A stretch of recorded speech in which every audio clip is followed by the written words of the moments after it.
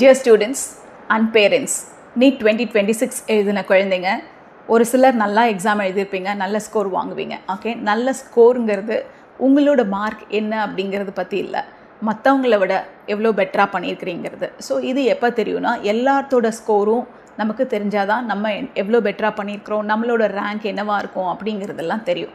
அதனால் ஒரு சிலர் சொல்கிற மார்க்ஸ் வச்சு ஃபஸ்ட்டு நீங்கள் அப்செட் ஆகாதீங்க.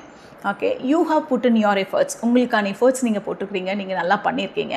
So I congratulate all of you for this sincere efforts. Okay, ஒரு சிலர் உங்களோட 100% கொடுக்க முடியல அப்படின்னு நினச்சிங்கன்னா நீங்கள் இன்னொரு வருஷம் ட்ரை பண்ணலாம். There is nothing wrong about it and this is the choice that you have to make it.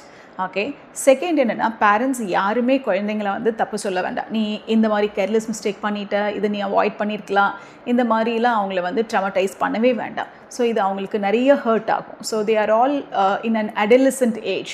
Okay, so whatever mistakes they have done, it is not intentional. Okay, so let us all support them at this stage. So யாரையும் குறை சொல்லிக்க வேண்டாம்.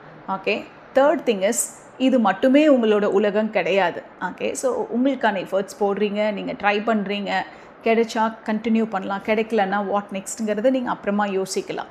So நாங்களுமே ஒரு cut off, expected cut off போட்டுக்கிறோம். But this is not the final cut off. நமக்கு actual cut off இன்னும் தெரியல. ஸோ எஸ்பெஷலி இந்த பார்டரில் இருக்கிறவங்களுக்கெல்லாம் ஒரு 2 கொஷினோட கீ வந்து என்டிஏ ஏதாவது கீ சேலஞ்சில் கரெக்ட் பண்ணால், மாற்றுனா, ஸோ அப்போ வந்து நமக்கு கண்டிப்பாக வந்து மாற்றங்கள் நிறையா வரும். ஓகே, ஸோ அதனால இது ஒரு ஃபைனல் கட் ஆஃபும் கிடையாது, இதுதான் உங்களோட ஃபைனல் வேர்டிக்ட்டும் கிடையாது. So wait for the results. அது வரைக்கும் அமைதியாக சந்தோஷமாக இருங்க. All the best.